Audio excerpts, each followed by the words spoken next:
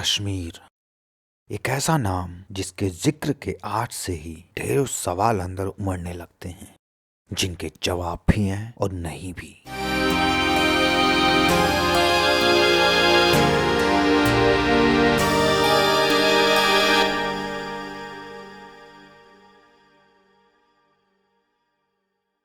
साल गुजर गए, जाने कितने दशक गुजर गए, पर कोहरे की जो धुंध है वो खत्म होती ही नहीं।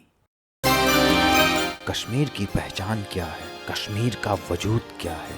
कैसा है कश्मीर? क्या वैसा है जैसा न्यूज़ में बताया जाता है, या वैसा है जैसा किताबों के पन्नों में पढ़ाया जाता है? क्या कश्मीर वो है जो हम गैर कश्मीरी मान रहे हैं, या कुछ अलग है? ऐसे ढेरों सवाल थे, या सच कहूं तो सवाल से ज्यादा ऐसे जवाब थे जो कितना सच और कितनी झूठ के तराजू में हमेशा से तौलता आ रहा हूं। अंदर आवाज उठी, कश्मीर की रास्तों पे निकल गया हकीकत की मंजिल ढूंढने, और रास्तों के जाम निगाहों से पीते हुए हम पहुंच गए जम्मू, जो पंजाब के पठानकोट से लगा हुआ था। वहां पहुंच के देखा तो ये नजर आया कि वहां एक पत्थर को तराश के जम्मू और कश्मीर लिखा हुआ है। तो अंदर दिल ने तकरीर किया कि जम्मू कश्मीर की बुनियाद इस पत्थर जितनी मजबूत होगी। महज 100 किलोमीटर के आगे का फासला तय किया हुआ था, तो पता चला जम्मू आने वाला है। तो सवाल का पानी मन के गिलास में छलक सा गया कि जम्मू आ रहा है तो कश्मीर क्यों नहीं आ रहा है? और बॉर्डर पे तो जम्मू कश्मीर साथ साथ थे, तो अभी जम्मू सिर्फ अकेला क्यों लिख दिया गया है?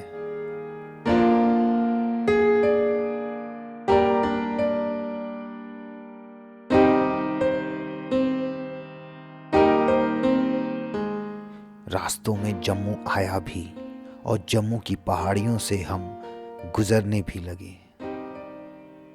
तब तक ये बात समझ आ चुकी थी कि जम्मू और कश्मीर सिर्फ सरहदों पे एक साथ नजर आते हैं, वो भी लिखावटों में। हकीकत का आईना ये तजल्ली दिखा दिया था कि जम्मू अलग है और कश्मीर अलग है।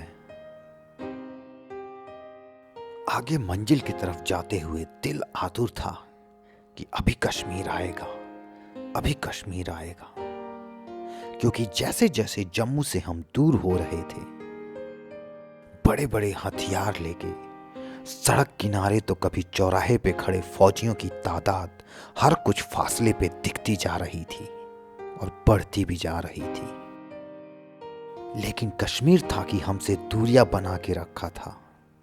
हम उसके दहलीज तक पहुंच गए, पर वहां उसका नामो निशान तक न था।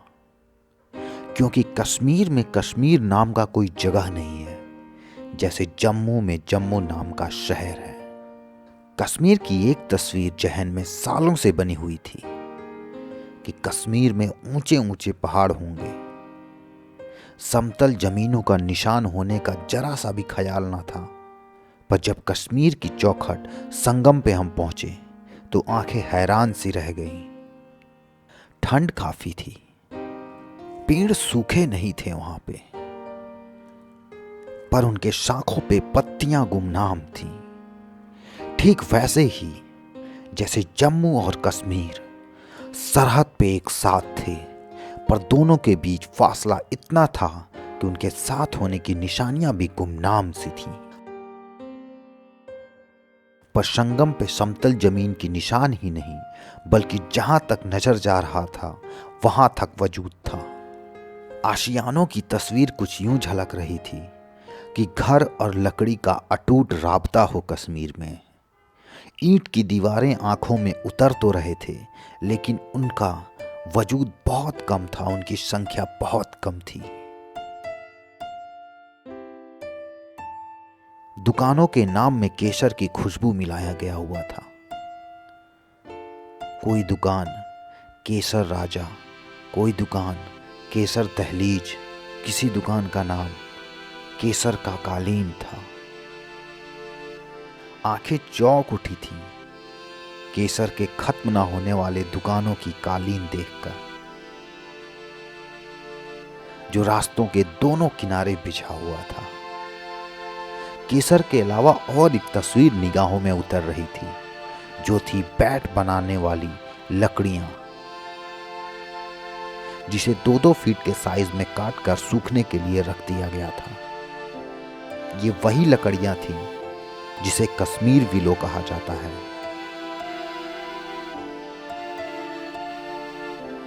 अब तक कश्मीर को लेकर हमारी जहन ने अपनी कलम से यही लिखा हुआ था कि कश्मीर में कश्मीरी विलो होता है, लकड़ियां मेरठ आती हैं।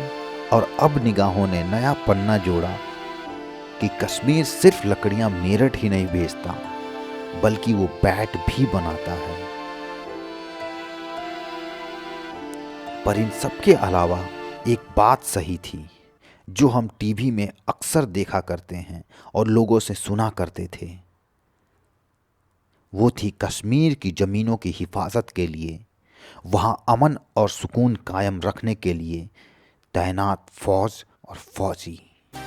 ऐसी ऐसी बंदूकें जिन्हें कभी देखा तक नहीं था, जिनके बारे में कभी सुना तक नहीं था, ना ही कभी पढ़ाई किया था।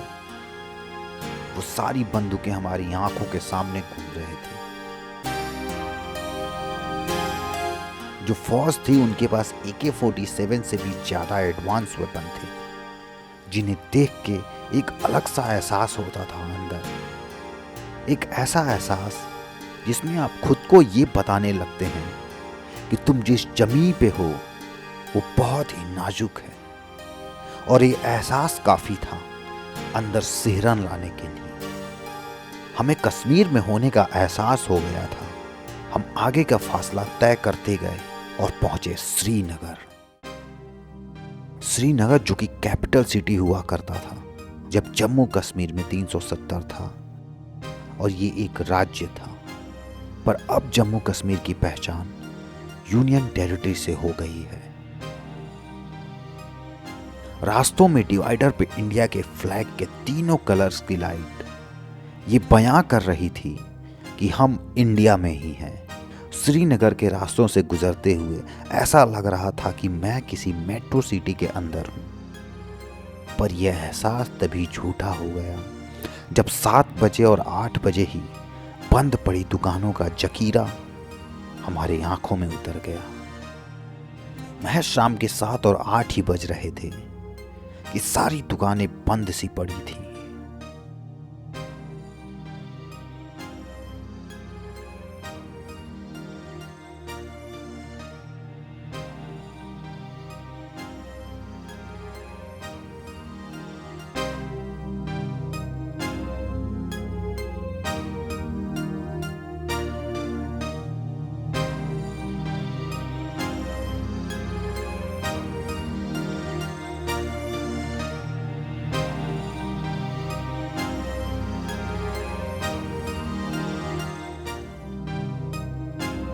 तभी डिवाइडर के अलावा एक और जगह पे हमने तिरंगे की रोशनी देखी, लाल चौक।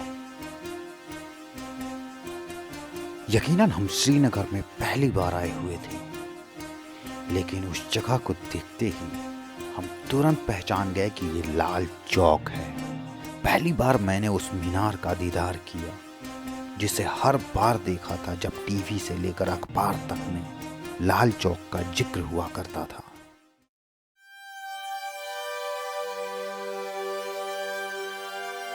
बहरहाल हम रास्ते से आगे जाते रहे और एक होटल में जा रुके। जिंदगी में पहली बार किसी ऐसे शख्स से गुफ्तगू कर रहा था जो कश्मीर से था। जुबान में अदब का केसर था उनके एक एक लफ्ज में तमीज और इज्जत थी हमारे लिए। हमने खाना भी उनके छोटे से गार्डन में ही बनाया और उन्होंने हमें इजाज़त भी दी। उन्होंने ये बिल्कुल नहीं सोचा कि अगर खाना वो हमें ना बनाने दे तो हमें खाना उनसे ही लेना पड़ेगा और उनकी कमाई में इजाफा होगा।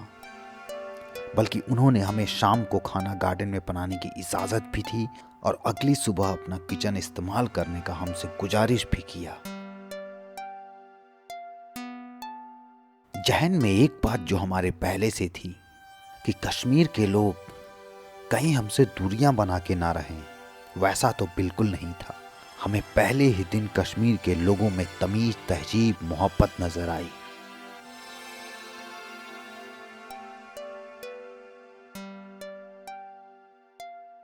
कश्मीर को लेके एक बात मैं पहले सोचता था कि कश्मीर के लोग गुर्बत में होंगे, वहाँ किसी इंसान का अमीर होना बहुत मुश्किल होगा, क्योंकि कारपोरेट सेक्टर वहाँ है नहीं और हालात वहाँ पे वैसे होते नहीं जिसमें कि एक शहर कारपोरेट जगत में आगे बढ़ पाए।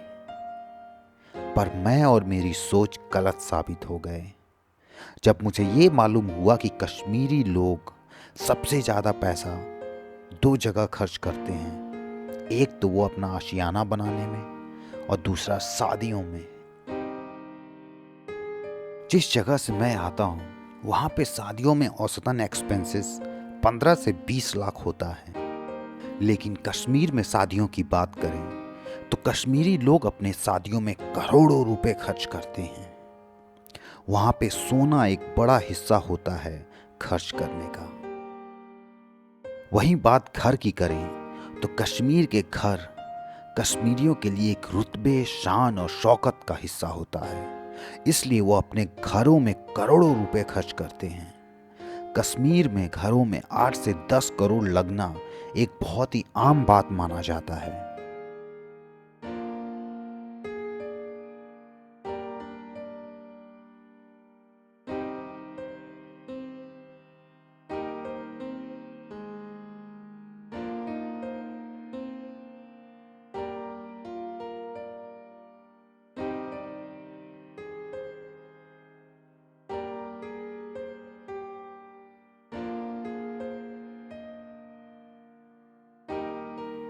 घरों की खूबसूरती ऐसी है कि कश्मीर में हमारी आंखें ठहर सी जा रही थी, मानो लोगों ने अपने लिए आशियाना नहीं बल्कि जन्नत बनाया हो, वो भी रहने के लिए।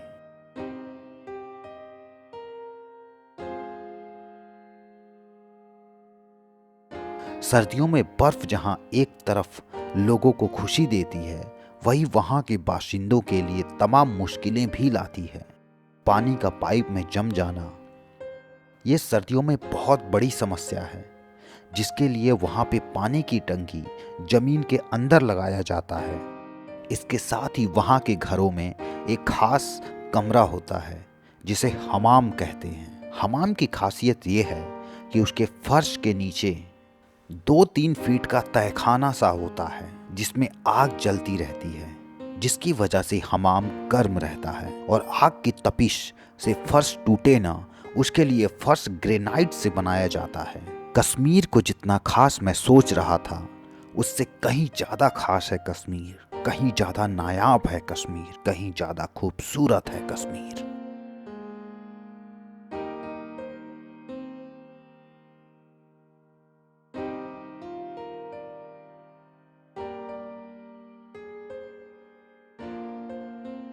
कश्मीर में मेरे कुछ ऐसे दोस्त थे जिनसे मैं पहली बार मिल रहा था। उससे पहले हमारी फोन पे ही गुफ्तगू हुआ करती बोला थी। था ना। अच्छा, ये अच्छा, ये मतलब समर्स में सुखाया जाता है ये सारी जो भी वेजिटेबल्स है, लाइक टर्निप है, बैंगन वगैरह। फिर विंटर्स में फिर इसकी सब्जी बनती है, स्पेशल सब्जी बनती है। दोस्त के साथ हाँ। सुखाने पे फिर वो खराब नहीं होते गर्मी नहीं में नहीं, सुखा सुखाने देते पे वो खराब नहीं होती, वो स्पेशल होती है। ये वो सन ड्राइड बनाते हैं ना इसको, तो अच्छा। फिर आगे जाके इसका जो मतलब आप समझो प्रिजर्व ज़्यादा टाइम के लिए प्रिजर्व रहता किया है। जाता है एक हाँ, तरह से। मतलब सन ड्राई करके इसकी जो वो ऊपर है शेल्फ वहाँ लाइफ होती है वो बढ़ा देते हैं। वो देखो वहाँ पे अच्छा, वहाँ पे सूख रहा है।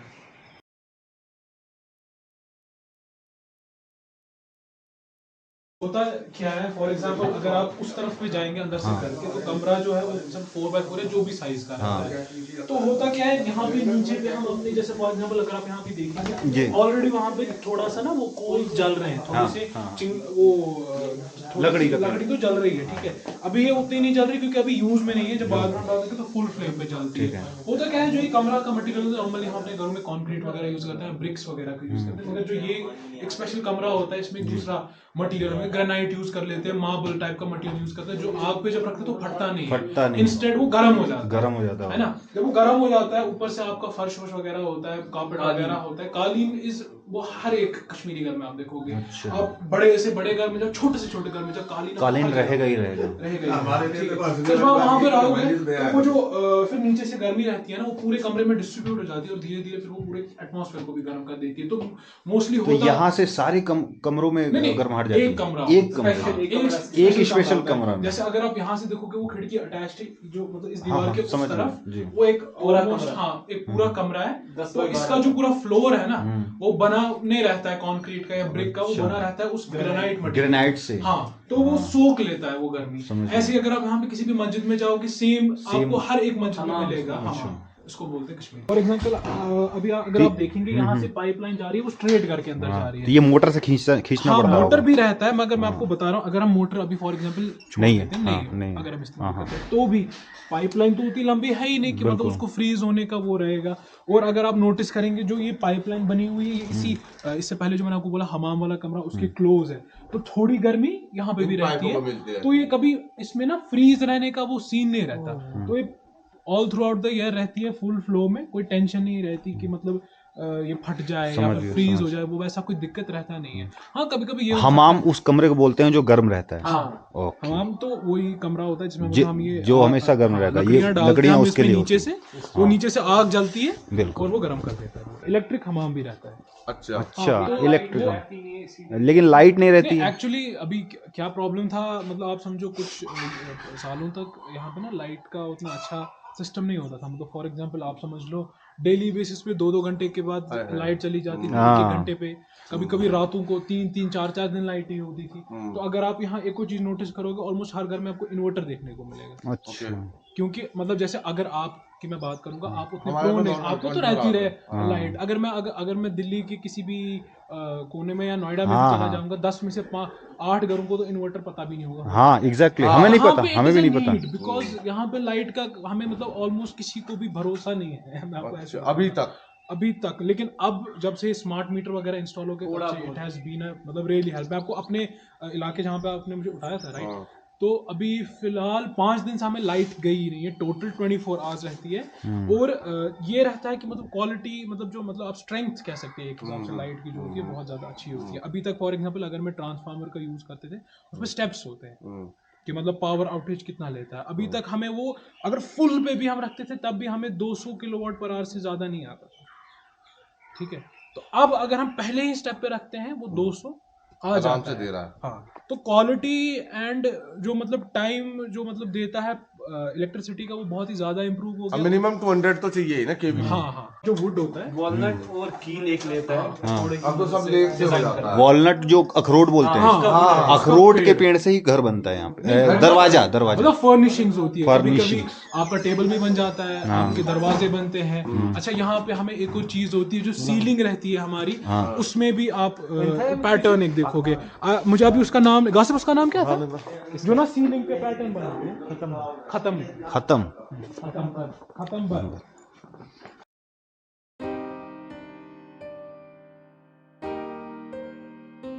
घरों में कालीन होना कोई जरूरत नहीं, बल्कि कश्मीर के कल्चर का एक बहुत बड़ा हिस्सा होता है।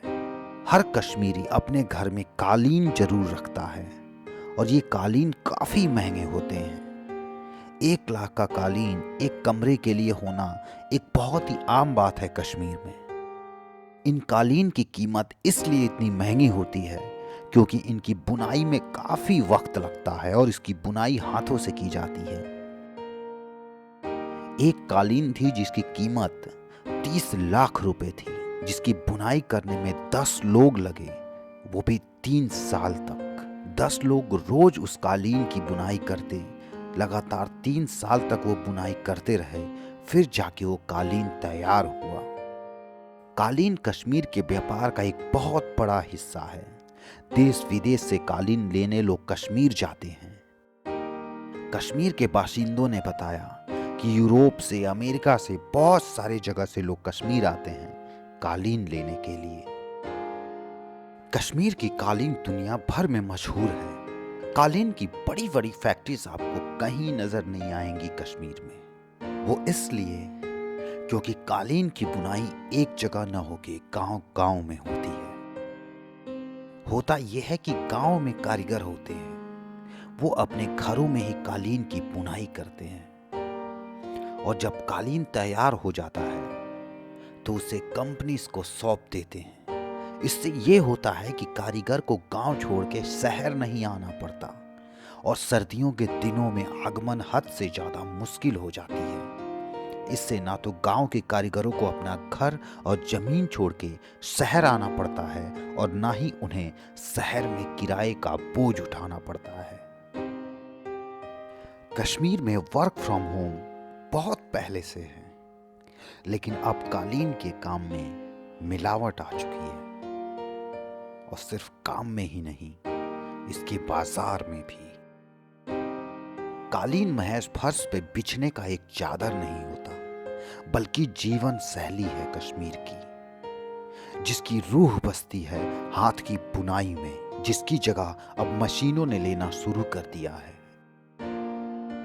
अब कालीन की बुनाई मशीनों से की जाने लगी है, जिससे गांव के लोगों के रोजगार पर खासा असर पड़ने लगा है और साथ ही कालीन के खूबसूरती पे भी।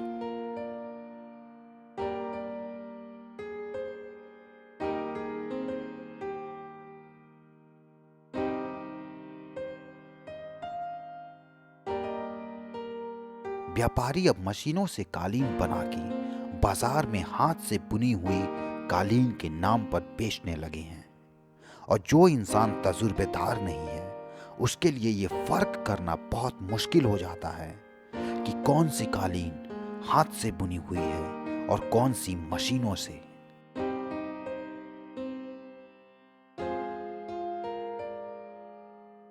कश्मीर की फिजाओं की रूह है डल झील।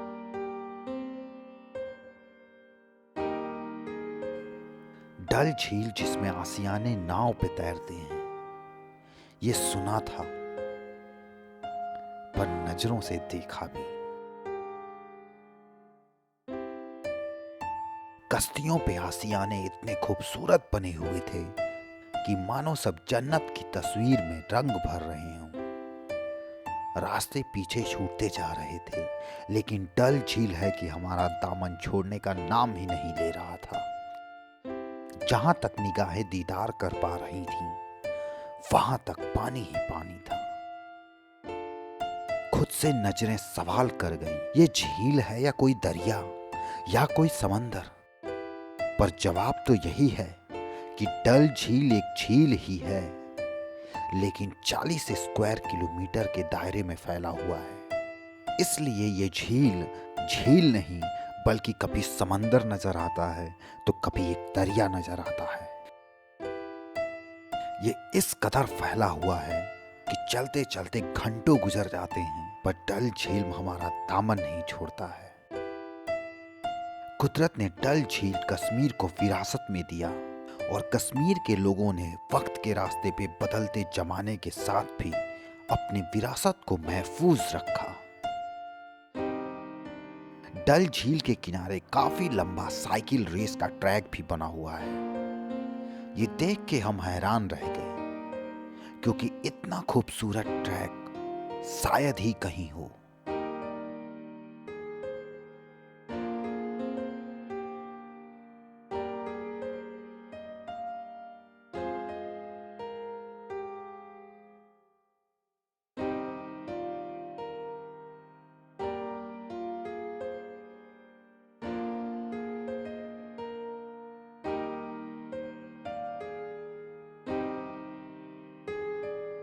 कश्मीर ने अपनी विरासत को किस हद तक महफूज रखा, इसका सबसे बड़ा मिसाल है यहाँ का पोस्ट ऑफिस, जो दुनिया का एकमात्र ऐसा पोस्ट ऑफिस है जिसकी बुनियाद जमीन की जगह पानी पे मौजूद है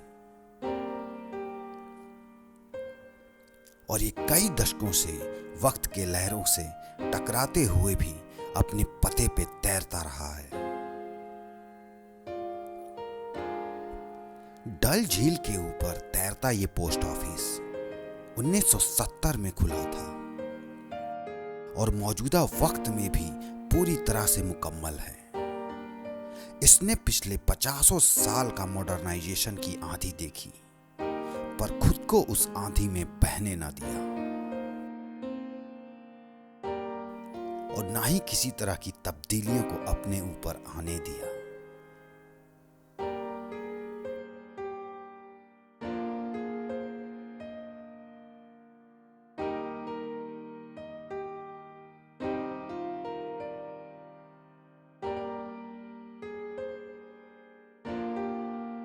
कश्मीर में तहजीब है, तमीज है, खूबसूरती है।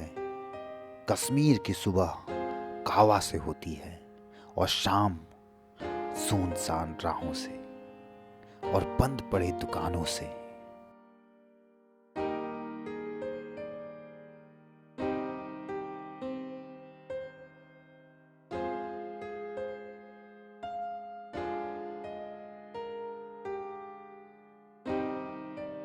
इकतीस दिसंबर की शाम हमारी पहली शाम थी कश्मीर में और ये शाम बहुत सारे सवाल और जवाब दे गई।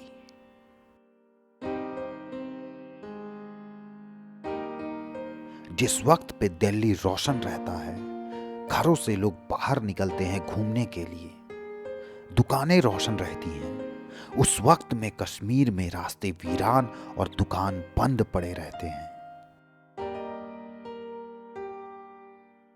ये देख के हमें समझ आया कि कश्मीर में दिन का उजाला कम वक्त के लिए रहता है और अंधेरे की खामोशी बहुत ज्यादा देर तक।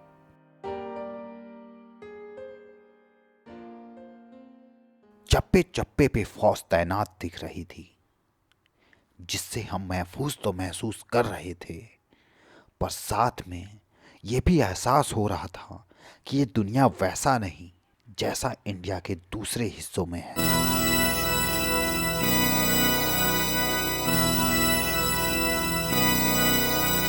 रास्ते एकदम सुनसान थे, लेकिन लाल चौक पे नजारा बिल्कुल अलग था। लाल चौक पे जो मीनार था वो तिरंगे के रंग में डूबा हुआ था, जो कश्मीर के बाहर के लोगों के लिए गर्व और शान का वजह बना हुआ था।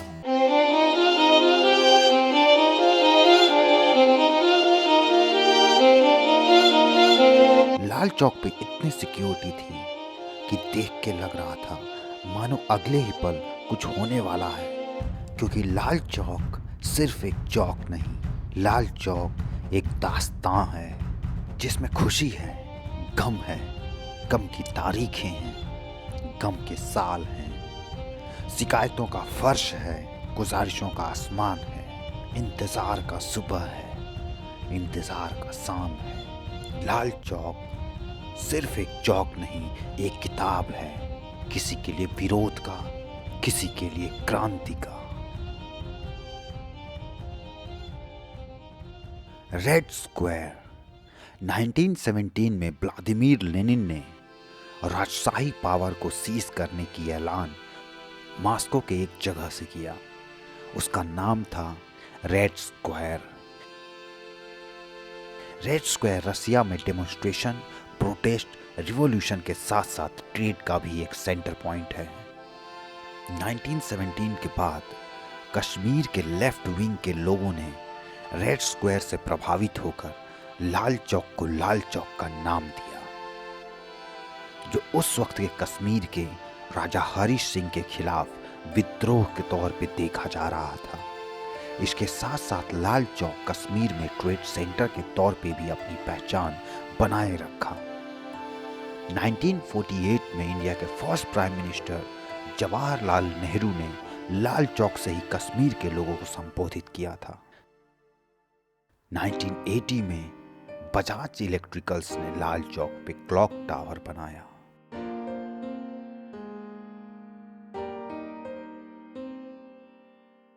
जब हम लाल चौक पहुंचे तब तक 2023 का आखिरी दिन था, आखिरी शाम थी। तब तक लाल चौक ने सब कुछ देखा, व्यापार होते भी, महीनों महीनों तक दुकानों पे ताला लगा हुआ भी, बाजार की खामोशी और सन्नाटे की वीरानगी भी। लाल चौक कभी भीड़ को देखा तो कभी कभी खालीपन को भी। कभी लाल चौक गोलियों से छल्ली भी हुआ तो कभी मरहम को अपने ऊपर लगते भी देखा। लाल चौक कभी तबाही के ऐलानों से परेशान हुआ तो कभी अमन और सुकून के वादों से तसल्ली भी पाया। कभी लाल चौक ने मिलिटेंट्स को अपने सीने पे चढ़ते देखा तो कभी फौज की परेड को भी। कभी लाल चौक पाकिस्तान के झंडे को खुद के ऊपर गड़ते हुए देखा तो कभी हिंदुस्तान के तिरंगे में खुद को सजते हुए भी।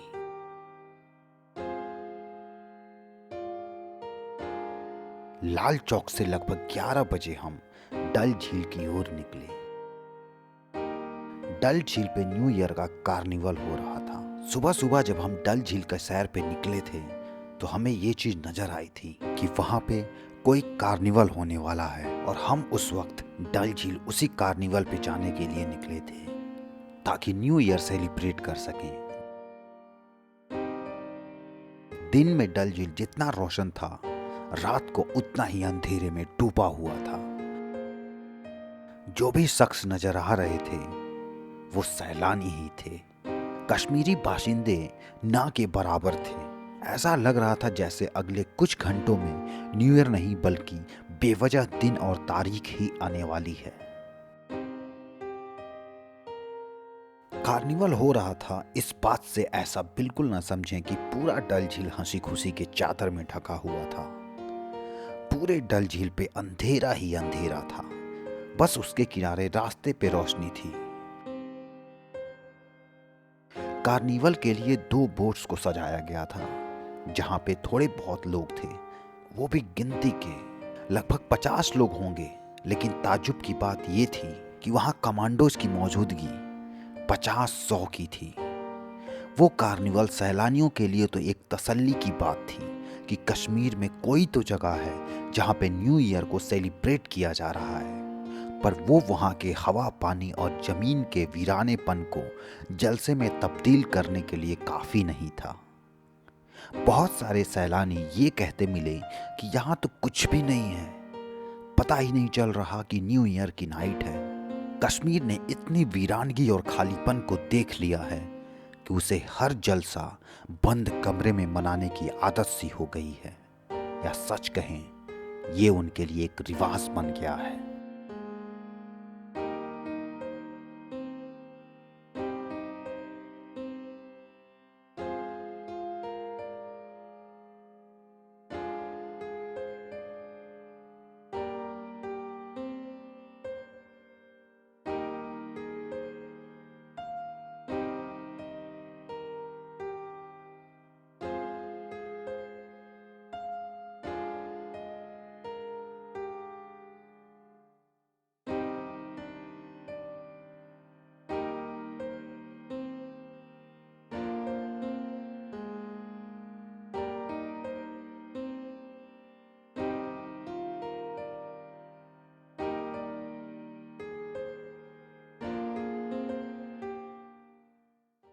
अगले दिन हम सोनमर्ग निकले। सोनमर्ग जाते वक्त हम रास्ते में कश्मीर की असली विरासत से रूबरू हो रहे थे। आशियाने जो कि बेहद खूबसूरत थे और उनके आंगन में सेब और अखरोट के छोटे बड़े बगीचे उस खूबसूरती में 4 चांद लगा रहे थे। हमें शुरू में ये लग रहा था कि कश्मीर के लोग दिल्ली के बारे में बहुत ज़्यादा कुछ नहीं जानते होंगे या न के बराबर जानते होंगे, लेकिन कश्मीर से और कश्मीरी बाशिंदों से वाकिफ होने के बाद पता चला कि हर तीसरे चौथे आदमी का फ्लैट है दिल्ली में, वो भी उस जगह पे जहाँ पे फ्लैट्स की कीमत करोड़ों में है।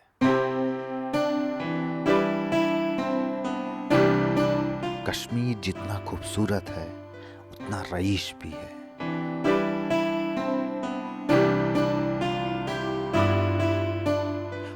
चीज़ खूबसूरत लगने के बजाय हमारे जहन को खटक सी गई, वो ये थी कि चीनी की कीमत कश्मीर में।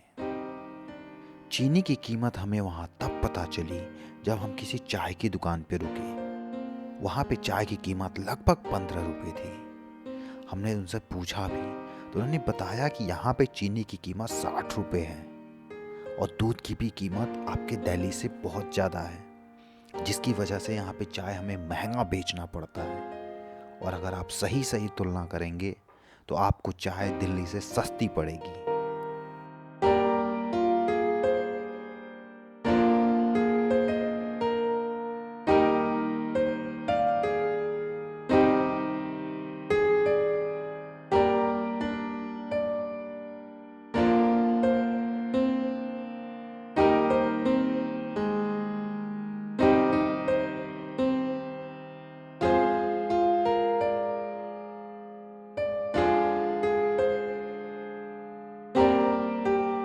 सोनमर्ग में हम 2 दिन और 1 रात गुजारे।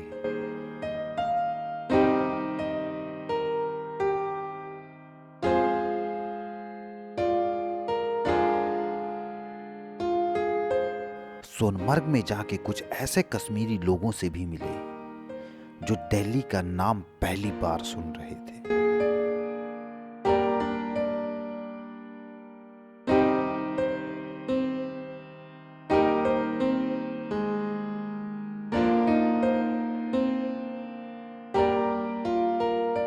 वहीं कुछ ऐसे टूरिस्ट गाइड से भी मिले जो भी पढ़ाई कर रहे थे, और सर्दियों में जब विंटर वेकेशन होता है तो गाइड बन के 3-4 महीने में 70-75 हज़ार रुपए की कमाई कर लेते हैं।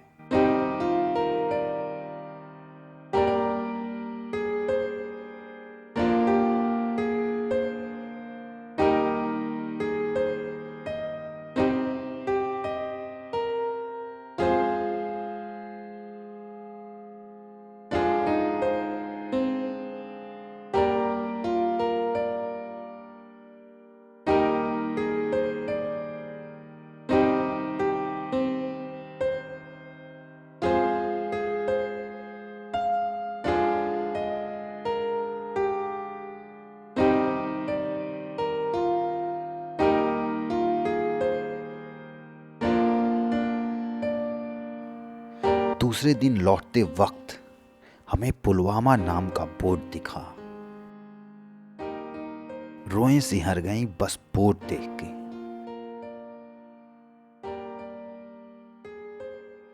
फिर अनंतनाग आया और गुजर गया। कश्मीर पीछे जा रहा था और बहुत सारी कश्मीर की बातें सामने आती जा रही थी।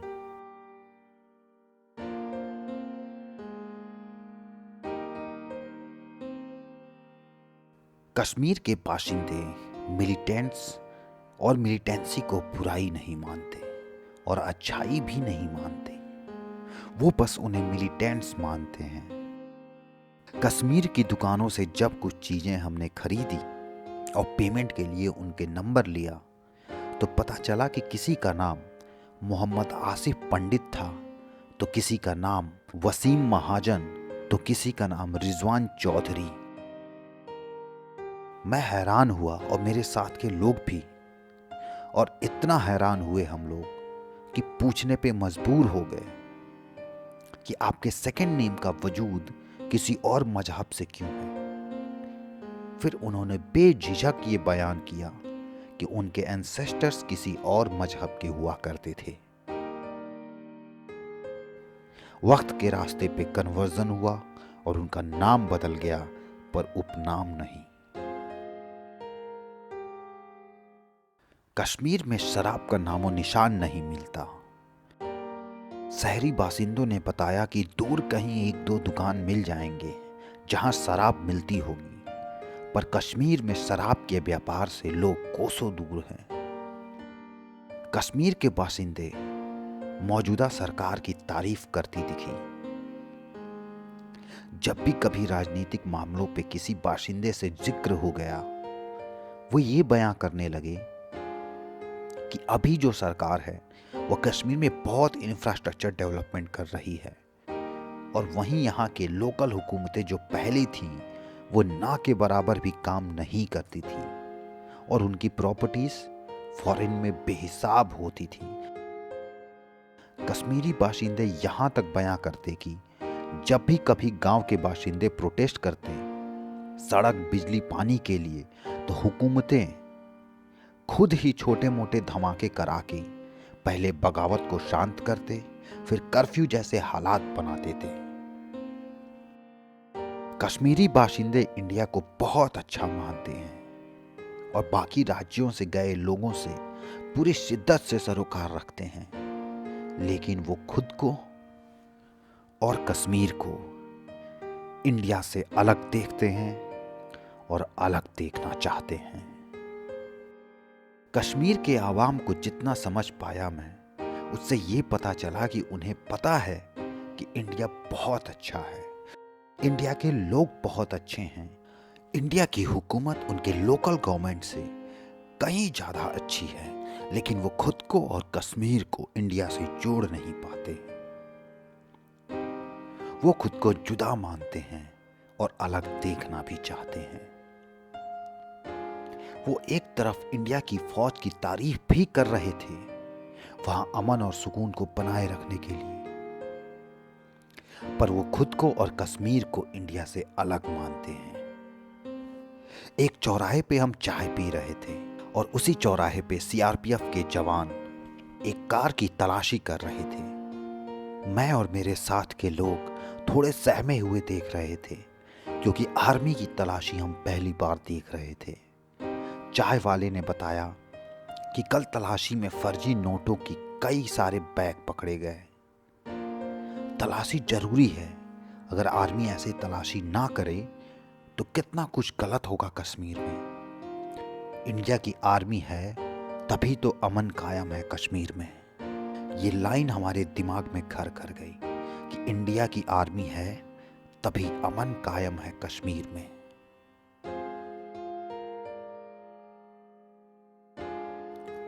उसकी बातें सिर्फ उसकी नहीं बल्कि कश्मीरी लोगों की सोच बयां कर रही थी।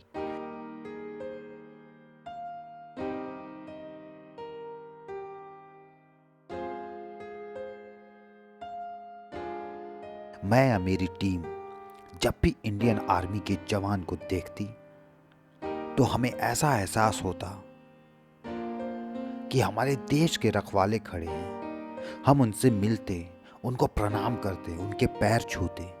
उन्हें देखकर हमारी रूह सुन्न पड़ जा रही थी, क्योंकि जिस ठंड में हम परेशान थे, कांप रहे थे, उस ठंड में वो खुले में खड़े होकर हमारी और हमारे देश इंडिया को महफूज रख रहे थे। और जब भी हम जवानों से मिलते, वो भी हमसे पूरी शिद्दत से मिलते। वो हमसे हाथ मिलाते, हमारा हाल पूछते, ये भी कहते कोई दिक्कत तो नहीं हुई।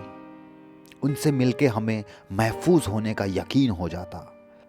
फौज को देख के ये लगता कि हमारे मुल्क इंडिया की फौज हमारे देश के एक जगह कश्मीर में है, देश की हिफाजत के लिए, हमारी हिफाजत के लिए, बगल के किसी दुश्मन मुल्क से। लेकिन कश्मीरी लोग ये मान बैठे हैं कि कश्मीर में इंडिया की फौज है, अमन और सुकून कायम रखने के लिए, और कश्मीरी को और कश्मीर को महफूज रखने के लिए, चाहे वो पड़ोसी मुल्क से महफूज रखने की बात हो या कश्मीर के एनार्किस्ट लोगों से।